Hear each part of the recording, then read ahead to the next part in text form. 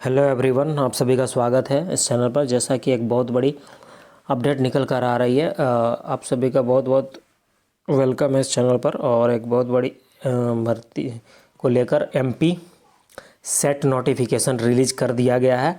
इसके बारे में इस वीडियो में मैं बताने वाला हूं फ्रेंड्स, तो वीडियो पर अंत तक देखें।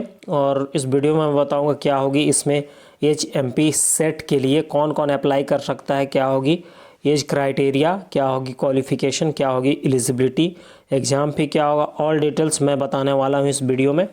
तो वीडियो को लास्ट तक ज़रूर देखें और चैनल पर नए हैं तो चैनल को सब्सक्राइब कर लेंगे और बेल आइकन प्रेस कर लेंगे इस तरह की अपडेट सबसे पहले पाने के लिए। तो चलिए बिना देर किए हुए वीडियो को स्टार्ट करते हैं, तो वीडियो पर बने रहें। तो PDF ओपन हो चुका है फ्रेंड्स। तो चलिए मैं इम्पोर्टेंट जो पॉइंट्स है सारे पॉइंट्स को बताता हूँ, वीडियो पर बने रहें लास्ट तक। ऑनलाइन पत्र आवेदन भरने की प्रारंभिक तिथि है आपका 25/10/2025 से अप्लाई कर सकते हैं। ऑनलाइन आवेदन पत्र भरने की अंतिम तिथि 20/11/2025 है। त्रुटि सुधार की अवधि 30/10/2025 से 22/11/2025 तक है।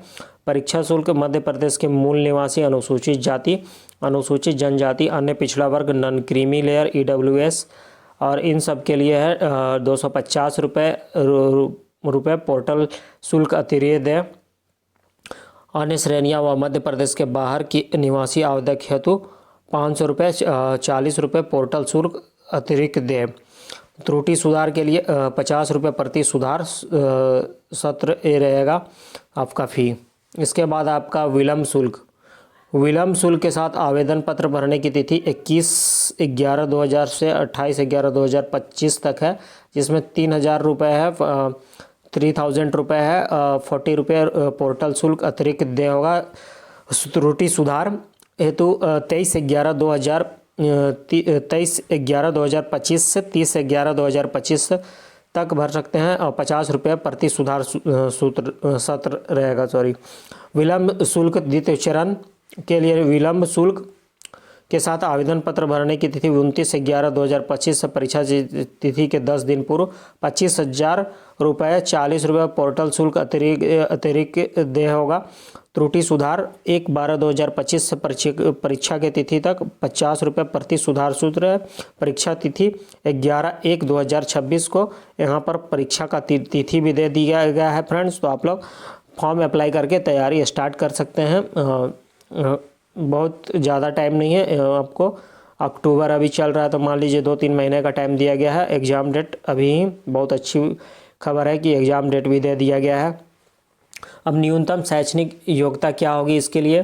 न्यूनतम शैक्षणिक योग्यता अभ्यर्थी केंद्र अधिनियम या राज्य अधिनियम द्वारा स्थापित किसी विश्वविद्यालय या शैक्षणिक संस्थान या विश्वविद्यालय अनुदान आयोग 1955 अधिसूचना क्रमांक 3 सन 1956 के अधीन विश्वविद्यालय से स्नातकोत्तर उत्तीर्ण अथवा स्नातकोत्तर अंतिम वर्ष, स्नातकोत्तर तृतीय, स्नातकोत्तर चतुर्थ सेमेस्टर में अध्ययनरत होने पर पात्र होगा। तो अगर आप स्नातकोत्तर उत्तीर्ण हैं, स्नातकोत्तर अंतिम वर्ष में, स्नातकोत्तर तृतीय वर्ष में, स्नातकोत्तर चतुर्थ सेमेस्टर में है, तो आप अध्ययनरत होने पर पात्र होंगे इसको अप्लाई करने के लिए। इस फॉर्म को अप्लाई कर सकते हैं। अनारक्षित सामान्य अन्य पिछड़ा वर्ग क्रीमी लेयर श्रेणी के अभ्यर्थियों हेतु स्नातकोत्तर उपाधि में न्यूनतम 55% अंक तथा आरक्षित श्रेणी केवल मध्य प्रदेश के अनुसूचित अनुसूचित जनजाति अन्य पिछड़ा वर्ग क्रीमी लेयर को छोड़कर तथा दिव्यांग अभ्यर्थियों हेतु 50% अंक होना आवश्यक है। 5% का रिलैक्सेशन दिया जाएगा इनको, 50% अंक चाहिए इनके लिए। आर्थिक रूप से कमजोर श्रेणी के अभ्यर्थियों को UGC के निर्देशानुसार अनारक्षित श्रेणी के अभ्यर्थियों के समान ही स्नातकोत्तर उपाधि में न्यूनतम 50% होना आवश्यक है। और स्नातकोत्तर EWS के श्रेणी के अभ्यर्थियों को UGC के निर्देशानुसार अनारक्षित श्रेणी के अभ्यर्थियों के समान ही स्नातकोत्तर उपाधि में 55% आपको लाना होगा, तभी आप अप्लाई कर सकते हैं। इसके बाद ऐसे अभ्यर्थी जो स्नातकोत्तर के अंतिम वर्ष में अध्ययनरत हैं तथा जिनका स्नातकोत्तर अंतिम वर्ष का परीक्षा परिणाम घोषित नहीं हुआ है अथवा परीक्षा परिणाम प्रतीक्षारत है, वे सभी प्रावधानिक रूप से परीक्षा में सम्मिलित होने के लिए अर्ह हैं। तो मतलब मेन बात यही है कि जो आप फाइनल ईयर में हैं या अंतिम सेमेस्टर में हैं और या आपका पीजी कंप्लीट है तो आप अप्लाई कर सकते हैं। आयु संबंधी सूचना, मेन पॉइंट्स को देख लेते हैं, नहीं तो वीडियो बहुत लंबी हो जाएगी फ्रेंड्स।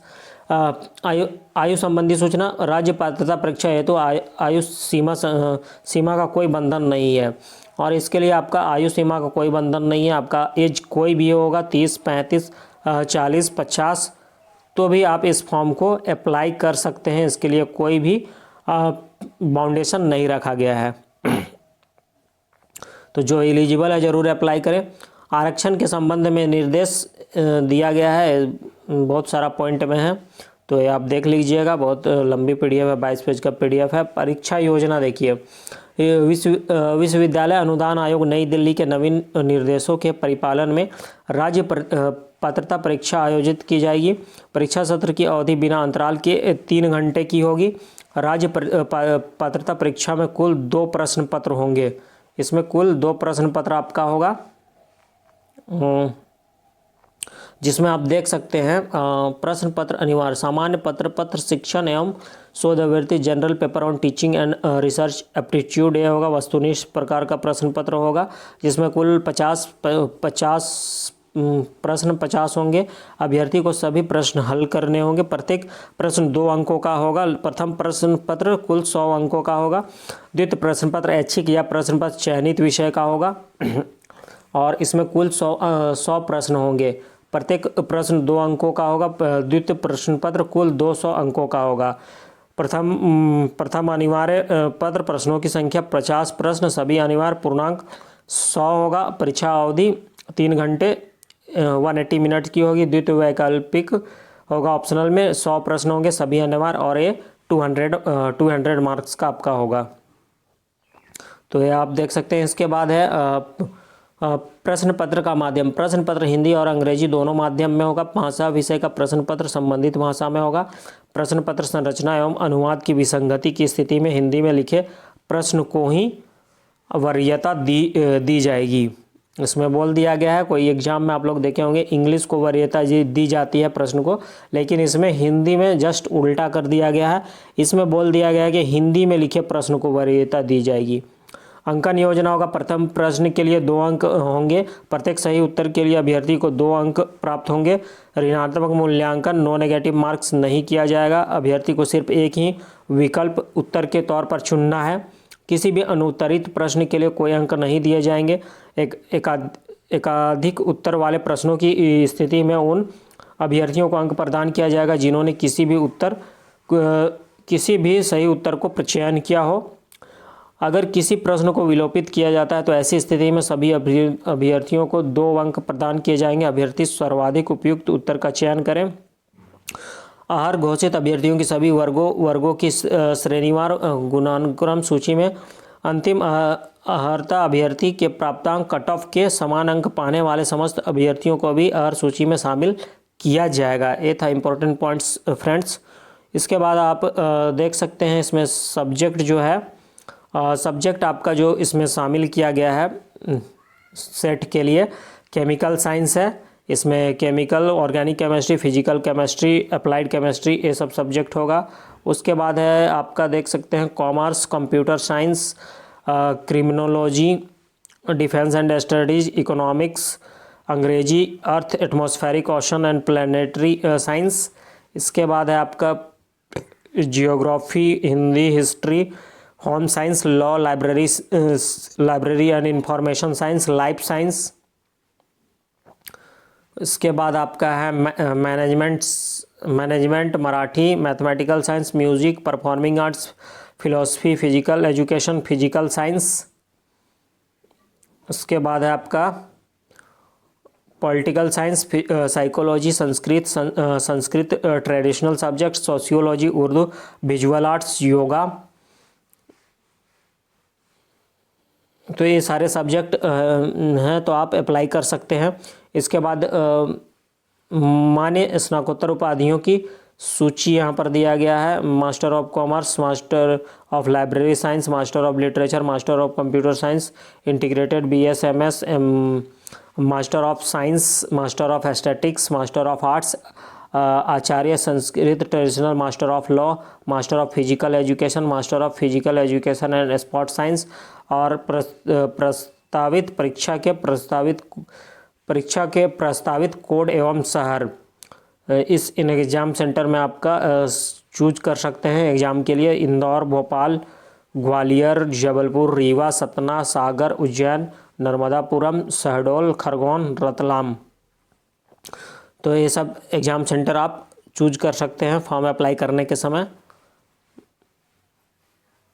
तो ये देख सकते हैं। इसके बाद आपका जो दिया हुआ है name of the subject UGC एवं CISR के नेट के निर्धारण अनुसार पाठ्यक्रम इसमें आपको पढ़ना होगा।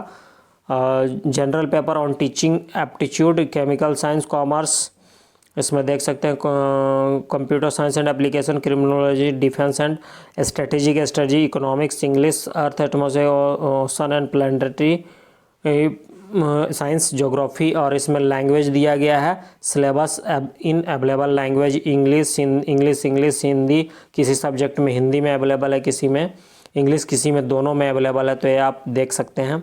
तो ये देख लेंगे अपने अकॉर्डिंग। सारे सब्जेक्ट का इसमें दिया है। इन दोनों में आपका सिलेबस अवेलेबल है या एक भाषा में है, उसका लिस्ट दिया हुआ है। और इसमें आपका जो है श्रेणी जो प्रथम एवं द्वितीय दोनों प्रश्नों पत्रों में सम्मिलित रूप से अनारक्षित श्रेणी एवं आरक्षित श्रेणी के अभ्यर्थियों की न्यूनतम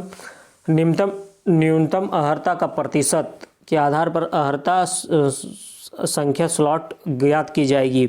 अनारक्षित श्रेणी एवं EWS के लिए प्रथम एवं द्वितीय दोनों प्रश्नों में सम्मिलित रूप से न्यूनतम अर्हता का प्रतिशत 40% होगा। 40% आपको लाना होगा क्वालिफाई करने के लिए।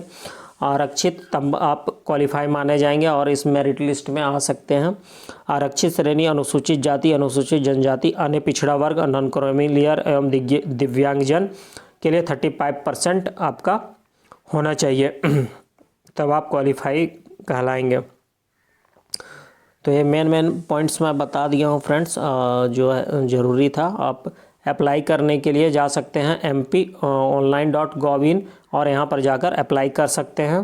टोटल 22 पेज का PDF है। अगर आपका कोई भी कमेंट हो तो ज़रूर आप कमेंट करें, अपना क्वेश्चन पूछें, मैं आपके क्वेश्चन का जवाब देने की कोशिश करूँगा। और कुछ अगर आपका इश्यू है, अगर ये PDF चाहिए तो आप वो भी मांग सकते हैं।